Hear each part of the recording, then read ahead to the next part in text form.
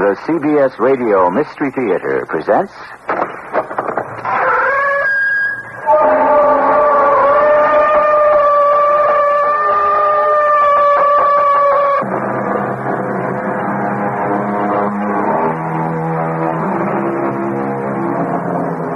Come in. Welcome. I'm E.G. Marshall. It is said there is at least one extraordinary event in the life of each of us. A moment so outstanding, so inexplicable, that it stays with us forever. Timeless, always present. And if this event is properly understood, our lives can change radically. But if the meaning of the moment is lost on us, we are doomed to wander forever, remorselessly, as Cain. Anna, are you there? Yes. I can't see you. Your eyes are tired. No. I know I haven't much longer. Stay with me. Don't go home tonight. Dr. Reynolds has ordered me off duty, Greg. I have to go. You don't understand. This isn't for my sake, Anna. It's for yours. For your life.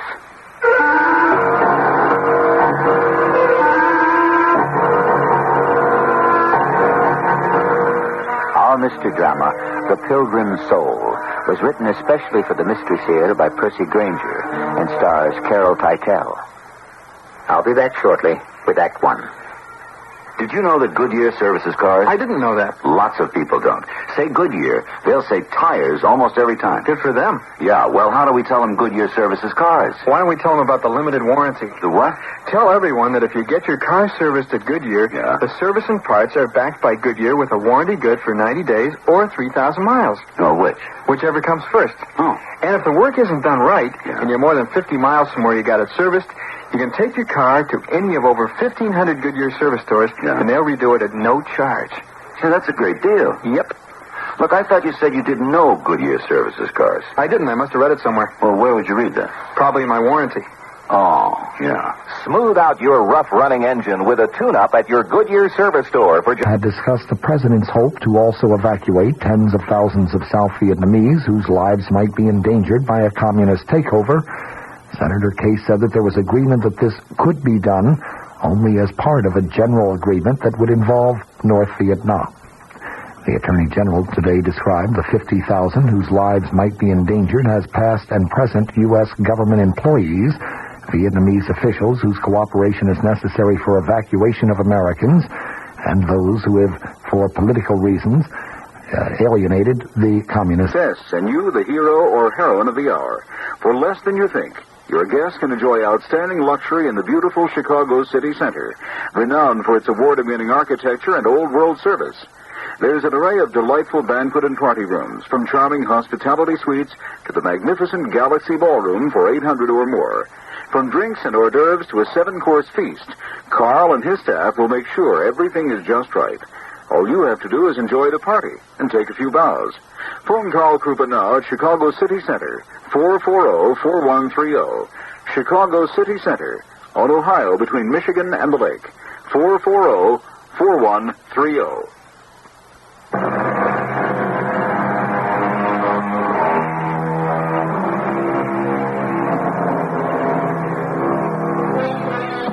The dictionary defines a pilgrim as one who travels in alien lands. In a sense, we're all pilgrims, for all of life is a search for security, for comfort, for fame, for love. For some of us, the journey is a longer one than for others, and for the few, it can seem all but impossible.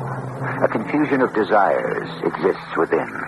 The desire for resignation versus the desire for conquest, and trust versus suspicion. And if the confusion reaches too great an intensity, we run the risk of losing our bearings altogether. Her name was Anne Jesperson. Yes. Yes, I remember her. She was one of the most remarkable people I ever met. Ever. You knew her during the war? During the early days of the war. It was here in London, during the Blitz, back in the early 40s. I wasn't even born then. To me, it's just history. Oh, it was a memorable time. Strange things happen when nations collide. The world is forced to improvise for a spell. There was no accounting for anything, no predicting events, except, of course, the bombing. We knew the German Air Force would be there when the sun went down. But for the rest, we quickly learned that anything was possible. People we'd known all our lives were blown away in an instant. And others we thought surely must be dead, survived. Anne Jesperson? Yes, well, that's the story, isn't it? Please tell me. I know so little about her. No more than her name, really. Is she dead now? I don't know. She wandered off when I was little. You see, she's just history, too. And I want her to be something more than that. The aching of a hollow heart. As a doctor, I can say that that is the worst of all human maladies. Anne knew that. Did she? Oh, yes. How? Tell me about her. Describe her to me. I was a young doctor then in charge of the hospital on Wareham Road in the East End, where most of the heavy bombing was. The day she came to us, we were desperately short of help, you see, and didn't always check everyone out as we should. She said she was from the States and a registered nurse. That's all we thought we needed to know. This is Ward C, Miss Jesperson. They're all servicemen, most wounded at Dunkirk. Miss Jesperson, is something the matter? These poor souls. These poor souls. Forgive my asking, but just how much experience have you had as a nurse? I finished my training last month in Wisconsin. I caught the first train to Halifax and the first boat to England. Oh, it's a dangerous crossing nowadays. I wanted to help. Did you come by yourself? Yes. Your parents must be either very worried or very impressed. Yes, they are. Conditions here are not ideal. We're overcrowded, and it's not the place for a sensitive person. I'm not sensitive. Oh, Gwen, come here a moment, would you? Yes, Doctor. This is Anne Jesperson, the new nurse. I'm assigning her to your ward. And this is Mrs. Norris. Well, I'm very pleased to... How soon will she be coming to work? Oh, I think I'll start right now if you want. I think you ought to get settled in first. Do you have a place to stay? No. Do you know anyone in London? No. There's a Miss Carden just up the road about a mile. She has rooms to let. She's a bit daft, but harmless. A friend of my mother's. I'll be back as soon as I've unpacked and changed. There's no need. Tomorrow will be... Well, Mrs. Norris, what do you think? She's frail as a flower. Won't last 2 days. Pity she made all that trip for nothing.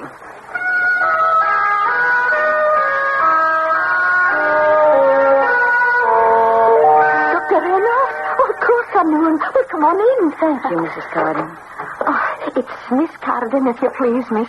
And I'm proud of it. Whatever. Dr. Reynolds rang up to say you was coming. Would you like some tea? Oh, no, don't bother for me. Oh, no bother. It's the least I can do. You're coming over to help me out like this. Well, I knew there was a shortage of trained nurses, that's all. Oh, indeed there is. Oh, here's your tea. You have rooms to let? Oh, yes, indeed. I feel a bit criminal charging for the bed, though. Why? Gracious, dearie, because of the air raids, don't you know? We're down in the shelters almost every night. Oh, it won't bother me. I could sleep through anything. Oh, you won't want to stay up here, not with the bombs falling. I'll be all right. You'll change your mind soon enough. Come, I'll show you your room. Your mother soon put Mrs. Norris's prediction to rest. She lasted far longer than 2 days. What was she like? She was quite serious. Rather like you seem to be. Never smiled. But she had the most extraordinary devotion to her work. She moved about the ward like a guardian angel. The men adored her.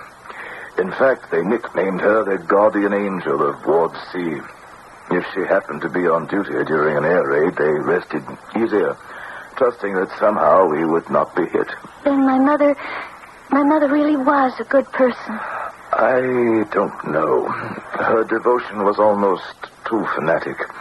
There was a strange reserve about her. No, something was wrong, very wrong.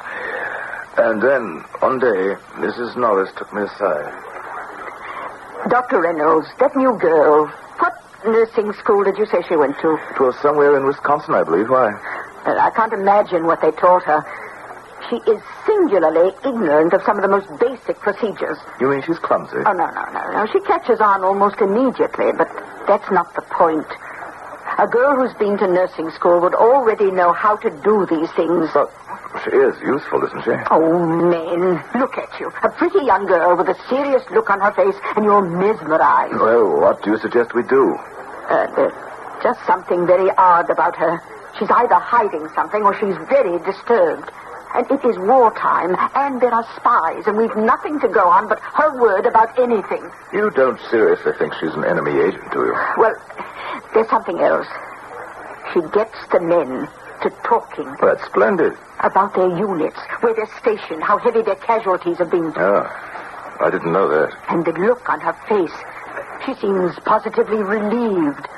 And the worse the stories are, the more serene she becomes, as if their troubles actually make her happy. What's she doing now? She's on the ward, reading aloud to the men. Milton's Paradise Lost. And I'm not sure that's the best for their morale. Nonsense. That's one of the most English books ever written. All that talk about gardens. Still, your point's well taken. Really, to be safe, we should call Scotland Yard, and we'll see what they can find out about our mysterious Miss Jesperson.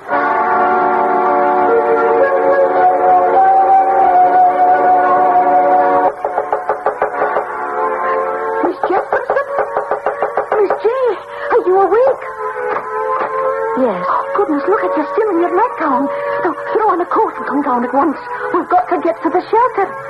I don't have a coat. Good, then I'll lend you one of mine. Come on, hurry. Thank you, Mrs. Carden, but I'll stay here. You might be killed. You don't have to worry about me. I'll be all right. Oh, why are your drapes open and your light on? You know that's against the law. I'm sorry, I wasn't thinking. Now, come along with me at once. No. Don't argue. We haven't much time. No. You don't know anything. Leave me alone. You don't know anything about anything at all.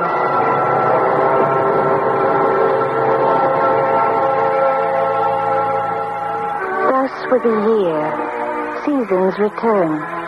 But not to me returns day, or the sweet approach of even or morn, or sight of vernal bloom or summer's rose, or flocks or herds or human face divine, but cloud instead, and ever during dark surrounds me from the cheerful ways of men cut off. Anne? Yes? Excuse me, but we need to see you in my office for a moment. We? And there's someone here who needs to speak to you. Gentlemen, I'll be back to finish today's portion in a few minutes. Do you really intend to read them all of Paradise Lost? It gives them something to look forward to each day. And a reason to live, waiting for the next installment. I suppose. Who wants to see me in your office? Is this the girl? Anne, this is Inspector Parsons from Scotland Yard. Miss Jesperson. May I see your passport, please? Oh, yes, it's in my purse. Where are you from? Madison, Wisconsin. Where, so you told Dr. Reynolds, you took a degree in nursing. At the university? Yes. We've cabled them, Miss Jesperson. They have no record of your ever being enrolled there. Then there's something wrong with their records. Here's my passport. We've also checked with your State Department. They have no record of issuing this passport to you. Then they've made a mistake. I don't think so.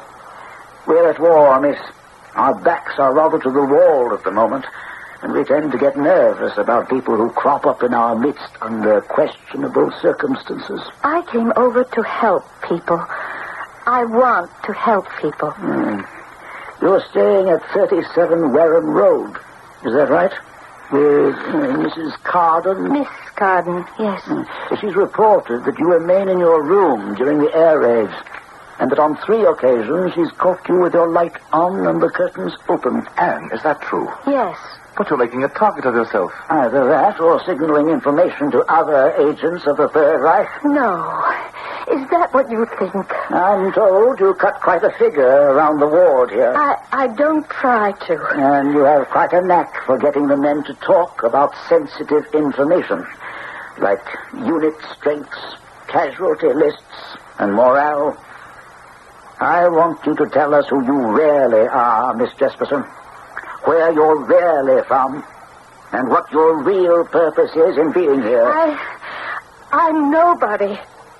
I'm nobody.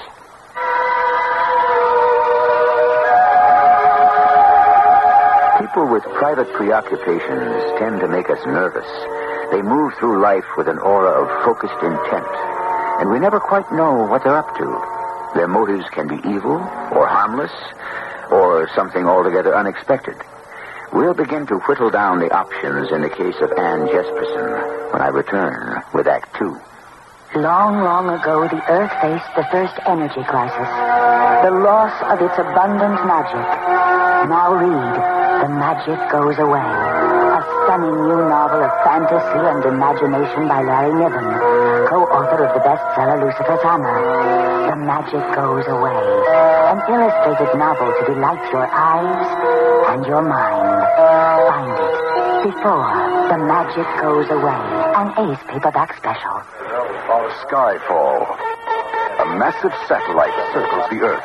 The satellite now wounded and hurtling downward. Mission Control, the core body has not separated. Do something and quick or this mission's going to end in the biggest fireball you've ever seen. Skyfall, potentially the source of the greatest disaster in human history. Skyfall, the sensational new novel of catastrophe that just might happen tomorrow. Skyfall, an Ace paperback.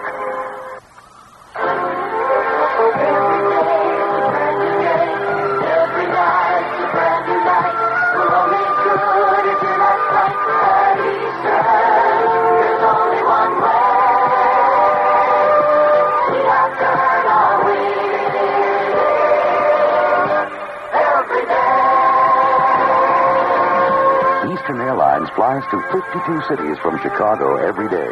And to the people of Eastern, every flight is an opportunity to do a little more for you. So you'll want to fly with us again and again. We got to do great things for you. Every time we fly with you, we're always good at what we do at Eastern. There's only one way. We have to earn our way. Every day.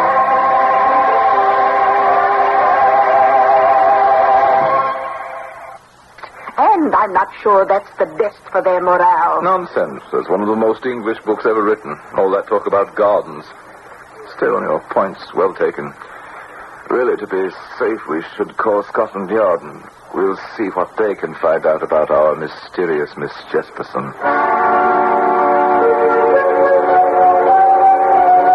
Might await us. Few people choose suicide, but many of us do try some lesser form of escape. Is this what the strangely quiet and intense Anne Jesperson has done? She had been nicknamed the guardian angel of Ward C, but who is she really? At the end of the last act, we heard her blurt out, I'm nobody. And what do you mean? Anne, Annie, Anya, what does it matter what I'm called, what anyone is called? We might as well all be numbered. Who gives us names anyway? Generally, our parents do, Miss Jesperson. I have no parents. I was raised in an orphanage. Well, now we're getting somewhere. And what is your interest in the information you glean from those men out there? Their suffering eases my own. Inspector, would you excuse us for a moment? I'd like to speak to Anne in private. I'm afraid without the proper papers, the Home Office will have to institute deportation proceedings. Please, Doctor, don't let him talk that way. I can't stand language like that. It's dead. It's the talk of dead people. It's the way they talked in the orphanage. If I personally vouch for the girl... What do you know about her? No more than you do. But I do know we need her here in the hospital. I'm sorry, but contrary to popular belief, regulations are not made to be broken. Those men out there have fought for England's freedom, and she is a great comfort to them. What's that book you've got in your hands?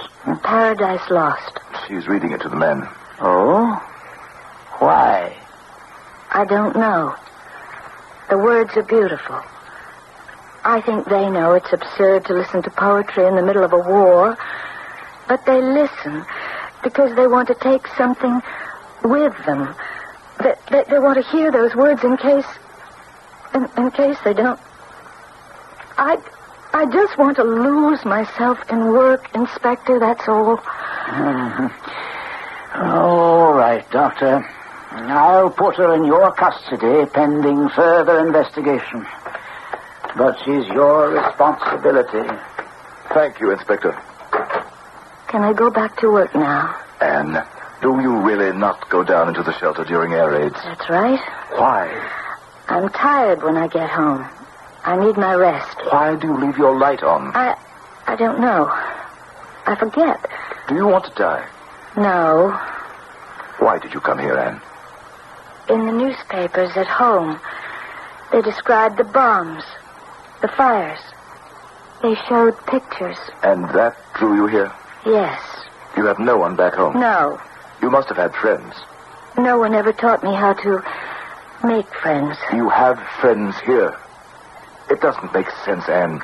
How can you be so devoted to those men out there and care so little for yourself? You go home each night and wait for the bombs to fall. Thank you for your offer to sponsor me, Dr. Reynolds. But I think it will be better if I just go. Go where? It doesn't matter. How? You have no passport. Passports are for people with identities. Why are you afraid, Anne? What are you afraid of? Attachment? But you give so much of yourself to those men. No, I don't give anything of myself. I have nothing to give. I simply work hard, that's all. It's easy to do if you don't let yourself become emotionally involved. But what sustains you? Their suffering. It's familiar to me. It comforts me. Anne, what would you do if someone fell in love with you? I can't think of anything more terrifying. To have children and abandon them the way I was abandoned. You said you were orphaned. My parents left me at a neighbor's one day and disappeared. The neighbor took me to the orphanage. I wasn't adopted because I was too old. I wasn't cute anymore. But that doesn't mean that because it was done to you, you'd do it too. And there is a deep compassion in your soul. Don't you see that? Dr. Reynolds. Yes, Mrs. Norris. We just got a call from Harwich. The harbor's been attacked. A trainload of badly wounded is on its way here. They'll arrive within the hour. Call in all staff, will you? Yes, sir. Anne, we'll need you too. Will you stay? If I can work. If that's all you'll ask of me.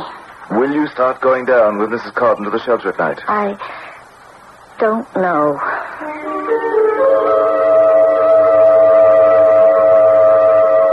Did she go down to the shelters after that? No. I think part of her wanted to, but when it came time, she couldn't rouse herself from her bed. She was too tired. But how could she? She lavished such devotion on those men. Only in order to exhaust herself. But she did want to find someone she could make a commitment to. I was sure of that. They say that children reared without love never fully develop emotionally. They lack of faith in themselves and in others. And the worst thing is that if they're not careful, they make the same mistakes and pass the same fears onto their children. You think my mother wanted to love someone? I know she did. I saw it happen. His name was Greg Davis. He was a young flyer, an American. Oh, I didn't know America was in the war then. They weren't. He'd gone to Canada during the RAF. She never mentioned Greg to you? No. She never mentioned much of anything. Oh, well, maybe it's understandable. It was an extraordinary incident. Perhaps the most extraordinary one I witnessed during the whole war. What happened? You have to understand that Greg was a remarkable person in his own right. He was an ace, had 30 kills to his credit, handsome, romantic, and a lively sense of humor. The opposite of Mother. Yes. He'd been shot down over France. The underground had managed to smuggle him out, but his injuries were serious. Even in his weakened condition, though, he cut a dashing figure. And from the moment their eyes met when he was brought into the ward, he and Anna began to have an effect on each other. Anna? Yes. That's how she introduced herself to him. Why? Oh, I think she wanted to be different for him. Someone new, especially to herself. To start over again. He cut right through her reserve. And she did begin to change. Anna, Oh, Anna. Yes? What you got on for tonight, kid? I was thinking of walking to Scotland and back. Yeah, skip that. Let's go dancing. All right. Where? This is your town, not mine. You pick a spot. The music hall? Nah, they look down your noses at you if you come in a hospital bed. If it's not a crowded night, they don't mind. Serious question, kid. How come you never smile? Smiling's overrated. Sit down. I've got other patients to see. Why do you think patients are called patients? Because they're used to waiting. Now sit down. I spent half of last night making up this true story. And the least you can do is take a minute to laugh at it, okay? Good. Now, there's this old character in the East End, see? Never pays any attention to the air raid sirens because he's up on the 6th floor and can't be bothered going up and down all those stairs. So, of course, one night, the Luftwaffe scores a direct hit on his building. Nothing left but a bit of the superstructure. Well, the firemen are there, and from way up above them, through the smoke, they hear his voice. When the smoke clears, there's the old guy, 6 stories up, standing on a bit of flooring, mad as a hatter. What happened, he yelled. I was in here, and when I went to pull the chain, the whole side of the building fell away. Hey, you're laughing. See, that's not so hard. Are you all right? I'm fine. Well, Fred, you shouldn't have told that story. See, you got too excited. Are you kidding? It was worth it. Anna, before I become delirious and am no longer responsible for what I say, I want to tell you, I think you're great stuff. Don't talk like that. I'm just a nurse, and you are not going to... Go ahead, say it. We both know my chances aren't all that hot. I've got to finish my rounds. Wait, don't go yet. What's the matter? Every time I get personal, you clam up. Please let me go. If I recover, can we go dancing for real? And then what? What? Whoa, you're faster than I thought. I mean it. And then what? I don't know. Anything's possible, Anna. You don't believe that, do you? You don't have any faith in me, in yourself, in anyone. But I listen to you read, and I know there's something beautiful inside you. A flame trapped beneath all the layers of... Life can't just be reading poetry. Why not? When you are old and gray and full of sleep, take down this book and think of the soft look your eyes had once and of their moments deep. How many loved your moments of glad grace and loved them with a love false or true. But one man loved the pilgrim soul in you and loved the sorrows of your changing face. That's not very flattering. Talking about being old and gray. Under the circumstances, I'd say it shows a certain optimism. What's the matter? Your sense of humor is so morbid sometimes. Anna, I don't have anyone else either. Not really. How do you know? It's not hard to tell. I know I'm living on borrowed time, but all I look forward to is seeing you each day. Anna, don't go. Don't keep running away. Come back.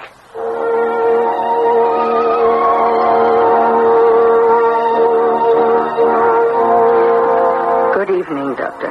Hello, Nurse Norris. How's everything? We're running low on all our supplies again. It's endless. Oh, no, not again tonight. Won't it ever stop?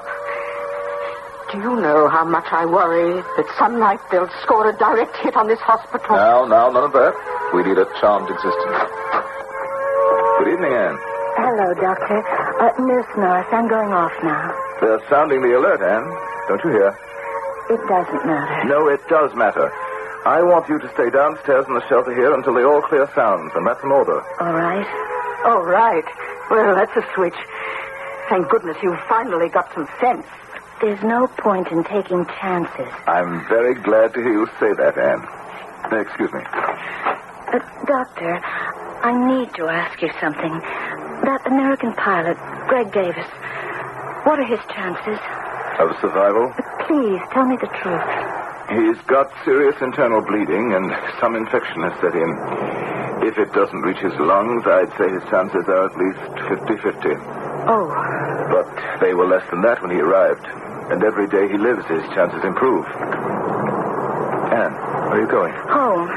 You can't go out there now. The race has started. It's all right, Dr. Reynolds. It doesn't matter.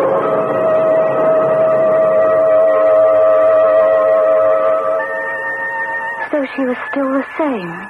But the torment she suffered as a result of her childhood was coming to the surface. All she needed was a sign, some demonstration that people really can care for one another. But nothing changes, Doctor. Nothing ever really changes. That would take a miracle. Yes, and that's just what happened. A miracle. Is it true that nothing ever changes? A quick glance at the history of the world would seem to dispel such a notion. But although our story takes place against the backdrop of one of the most dramatic and tragic episodes of recent history, the events we're dealing with are of a less panoramic nature, for they are internal, the elusive gestures of the psyche, the dark history of an individual soul. I'll return in a moment with our final act. I'm chewing gum again. It's wonderful. For years I couldn't because gum stuck to my dental work. But now there's Freedent gum. It doesn't stick. So I can enjoy all the pleasures of chewing gum again. The delicious flavor, fresh, clean breath, and refreshing taste. All that's possible again with Freedent gum from Wrigley's. Comes in peppermint and spearmint. You'll love it. Feel free to chew Freedent. It won't stick to most dental work. Freedent gum. When I have a sore throat, I don't feel like myself. My throat feels raw and irritated. That's when I use Chloroseptic. Chloroseptic helps me feel better because it helps block the pain of a sore throat. So when you get a sore throat, don't let it slow you down. Get relief with Chloroseptic and feel like yourself again. Fast. Chloroseptic spray or lozenges for temporary relief of minor sore throat pain. Use only as directed. Let Metronet turn your car into a branch office. Metronet is a new kind of mobile communication system designed to increase the effectiveness and productivity of higher-level management and professional people. Your car becomes a conference room, information center, and command post. It keeps you in close touch with your office and business associates anywhere. You talk in complete privacy when you open a channel. It's all yours. Your conversation cannot be heard by others in the system. Metronet can increase your productivity. Lawyers, real estate salespeople, no matter what your line, Metronet saves. It saves you time and money every business day. Yet, it's surprisingly inexpensive for such complete communications capabilities. Metronet equipment can be leased or purchased outright and is fully tax deductible. Hey, you're laughing. See, that's not so hard. Are you all right? I'm fine. Good.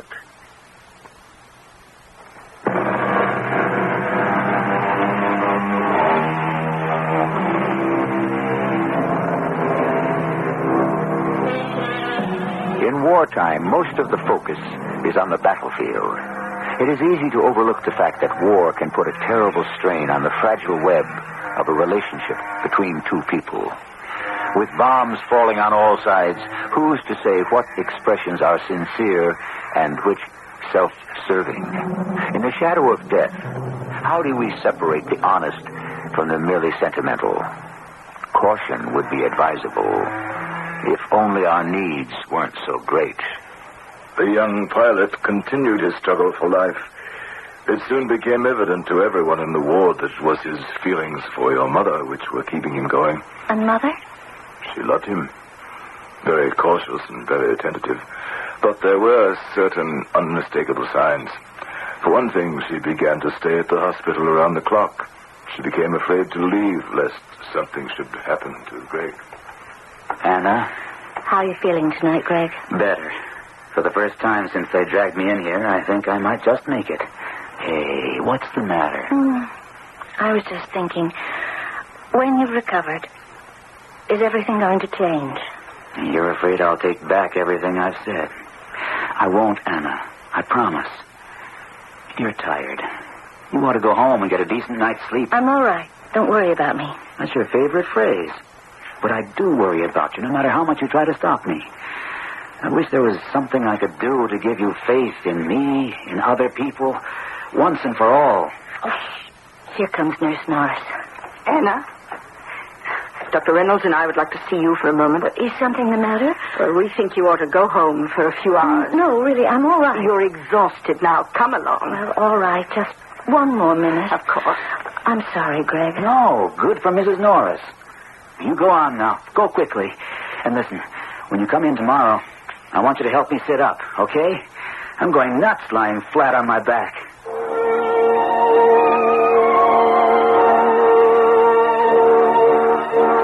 It's imperative that you get some rest. I know. I'm so tired. I hate for the patients to see me like this. Now, there's a storm in the channel, so there won't be any raids tonight. You'll be able to get a sound night's sleep. Thank you.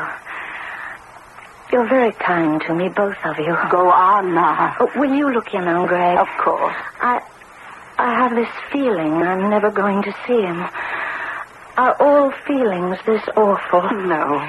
You'll feel better in the morning. Now, go on, dear. You won't be any good to us if you come back all bleary-eyed. I know. But please, if anything happens to Greg, call me, will you? Yes. Good night. Good night. You know the entire ward is watching those two.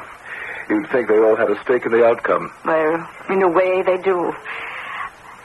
I think to those boys out there, what happens to Anne and Greg is more important right now than the outcome of the war itself.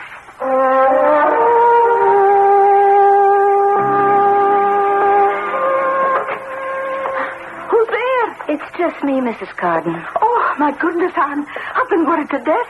I thought for sure you'd been hurt or killed. Oh, no, I stayed at the hospital these past few nights. I should have called. Oh, well, thank heavens you're safe as all.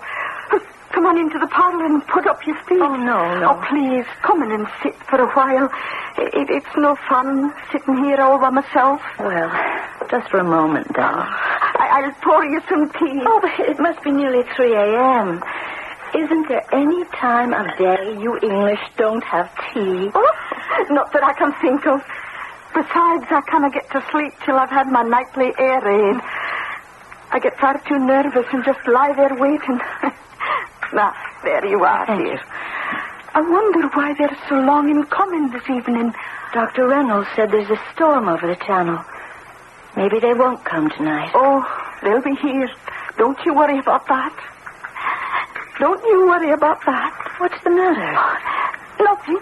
Mrs. Carden, you're crying. What is it? Oh, I was just thinking about someone. A boy I knew once. Someone you were in love with? Oh, he died 22 years ago in the Ardennes forest. 22 years? And you're still thinking about him?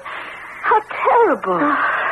There are just some feelings one never gets over, I suppose. Oh, but you must. How can you live otherwise? People don't remember you. They don't care. Especially the dead. No, you should finish your tea and go to bed. I'm sorry, really. I shouldn't have said that. What are you going to do? Stay up and wait for the plane. Oh, no. It's only the phone. I'll get it. No, don't. I'm afraid. Why? I cannot let it ring. Hello? Is Miss Jesperson there? I'm calling from the hospital. Oh, she's here, but she's exhausted. Is it urgent? Could I speak to her, please? Oh, Anne, it's for you. Who is it? Oh, someone from the hospital. Seems to me they ought to let you get your rest. Should I tell her? No. I'll take it. Hello? Anne? Yes? Who's this? Can you come back to the hospital right away? What's happened? Is it Greg? The airfield at Bournemouth was attacked this evening. A hospital train just pulled into Victoria Station. We're going to need all the staff on hand. Oh, thank goodness. I mean, of course, I'll be right there. Thank you, Anne. Thank you very much. Who is this? Huh? They want you back on duty in your condition? Oh, no. I feel fine now. I'll be fine. Oh, no. No, they're not going to attack tonight. Well, you cannot go back now. You'll never make it. I have to. They need me. Dr. Reynolds? Dr. Reynolds. Anne, what are you doing here? I came as fast as I could. You're supposed to be off duty. Where are all the new arrivals? What new arrival? Oh, from the raid on the Bournemouth airfield. There was a raid on Bournemouth? Yes, I got a call. We can find out soon enough. Sit down. Hello. Home Guard. This is Dr. Reynolds at the Wareham Road Hospital. Was the airfield at Bournemouth attacked this evening? I was told a trainload of wounded were at Victoria Station. I see. Has there been a hospital train into Victoria Station in the past hour? None. Well, maybe I didn't hear the station right. How about Liverpool Station or Charing Cross? Yes. Thanks. Sorry for the disturbance. Anything? No. Bournemouth's been checking in all night. There's been no activity down there at all. But someone called me. They told me to come down to the hospital at once. Someone's idea of a practical joke. I'll have them up on charges. You could have been killed out there. As soon as the all clear sounds, you go on home. As long as I'm here. I'm going in and see if Greg is all right. And I'm afraid I've got some bad news for you. What? Greg? He died shortly after you left. No. Why didn't someone tell me? There wasn't time. Where is he? I want to see him. The body's already been taken to Graves registration. No. No, you should have called me. You should have let me know. There was nothing you could have done. He was already dead when Mrs. Norris made the rounds. I shouldn't have gone home. You shouldn't have made me go home. He'd have lived as long as I was with him. There never was any real hope that he'd live, Anne. You must have known that. No, I didn't. Why didn't you tell me? I don't know. I couldn't. I'm sorry it was so important to you. Please forgive me. I'd have never... Yes, you would, Anne. You'd have loved him anyway. Yes. Yes. I'd have loved him. There's the all clear signal. What time were you due back on duty here? At 8 this morning. It's nearly 6 now. I'll tell Mrs. Norris not to expect you till this afternoon. No. I'll come in when I'm scheduled. It's best if I just keep working. All right. Look, I'm going off now, too, for a few hours. Your flat's in my direction. If you let me, I'll walk you home. Whatever you wish.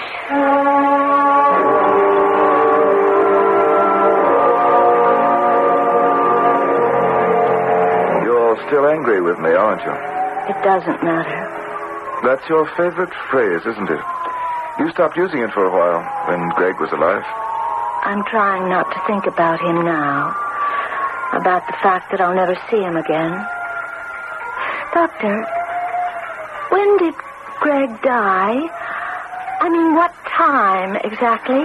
About 2:30 this morning. You're sure? Yes, because Mrs. Norris was making the rounds. Why? I don't know. For a moment, I had a crazy notion that it was he who called me because he wanted me to come back and see him once before he died. Did you recognize the voice of the man who spoke to you? I thought it sounded familiar, but it was hard to tell. Anyway, it couldn't have been Greg. The call didn't come until after 3. He'd been dead nearly an hour by then. Well, this is my corner. I don't think I'll be coming into the hospital again. I understand. I mean, ever. Anne. There's just no use in feeling anything at all. The orphanage taught me that. Anne, everyone you love isn't going to die on you or disappear. What's the matter? Good Lord, look. Mrs. Carden's house. It's gone. Anne? Oh, and Dr. Reynolds. Oh, I'm so happy to see you. Mrs. Carden, what happened? You're all right. Well, I just made it to the shelter. You can see for yourself. The Germans scored a direct hit on my house. And you find whoever it was who called you last night and thank him from the bottom of your heart. Because just as sure as I am standing here, he's saved your life.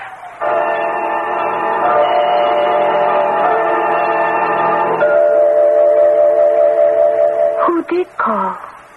Who do you think? Not that pilot. He was dead. There wasn't anyone else. All calls went through operators in those days, and the telephone exchange had no record of a call to Mrs. Carden's home that evening. It was Greg, giving her the sign that she needed. I don't believe it. Just like your mother. That extraordinary incident was meant to show her how wrong she was to look at the world as a huge orphanage. But she was too special a person not to change eventually. May I ask you a question now? What did become of her? She lived in Detroit for a while. I was born there. And your father? I never knew him. I'm sorry. Mom worked here and there. She was always tired.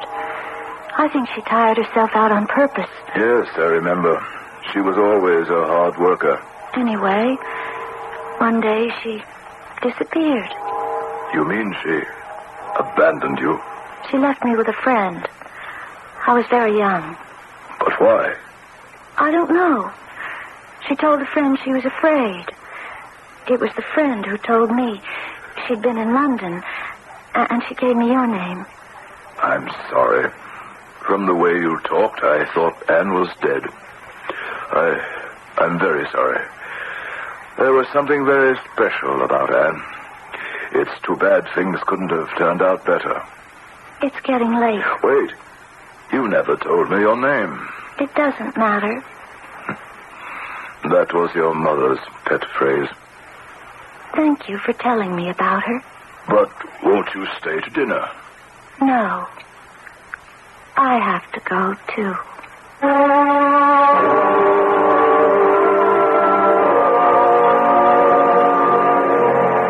The sins of the parent are visited upon the child. Perhaps the full meaning of that statement, as it applies to our story, will be clearer if we remember that the original definition of the word sin did not apply to merely moral or religious error, but to anything that went against life itself. Anne Jesperson acted as she had been acted upon, despite her best efforts and the efforts of those who wanted to love her. I'll return with a final word in a moment. This is Max Moran to tell you about Choice Magazine Listening, a free service for the blind and others with a sight handicap. 6 times a year, Choice Magazine Listening brings you, on phonograph records, 8 hours of selections from leading publications featuring writers like Kurt Vonnegut, Lillian... He died shortly after you left. No. Why didn't someone tell me? There wasn't time. Where is he? I wanted me go home. He'd have lived as long as I was with him. There never was any real hope that he'd live, Anne. You must have known that. No, I didn't. Why didn't you tell me? I don't know. I couldn't. I'm sorry it was so... To see him. The body's already been taken to Graves registration. No, you should have called me. You should have let me know. There was nothing you could have done. He was already dead when Mrs. Norris made the rounds. I shouldn't have gone home. You shouldn't have... Important to you. Please forgive me. I'd have never... Yes, you would, Anne. You'd have loved him anyway. Yes.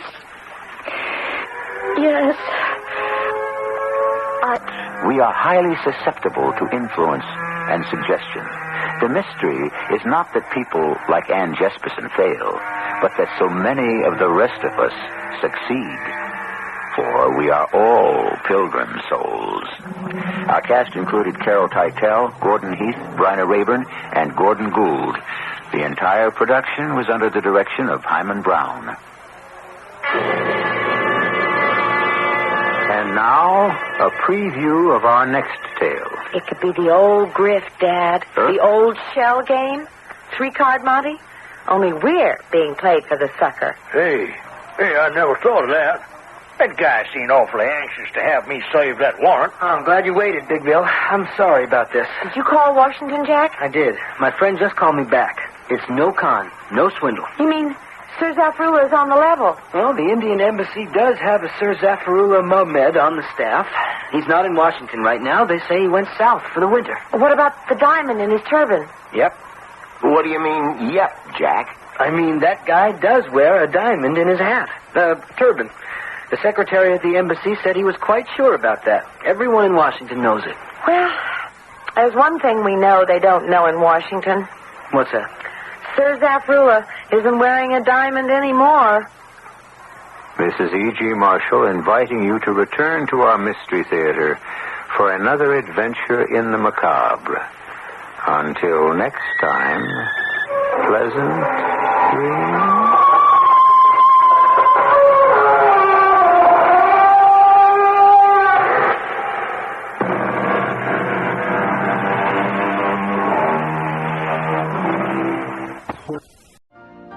You've been listening to the OTR Gold Network. Find more classic radio at otrgold.com.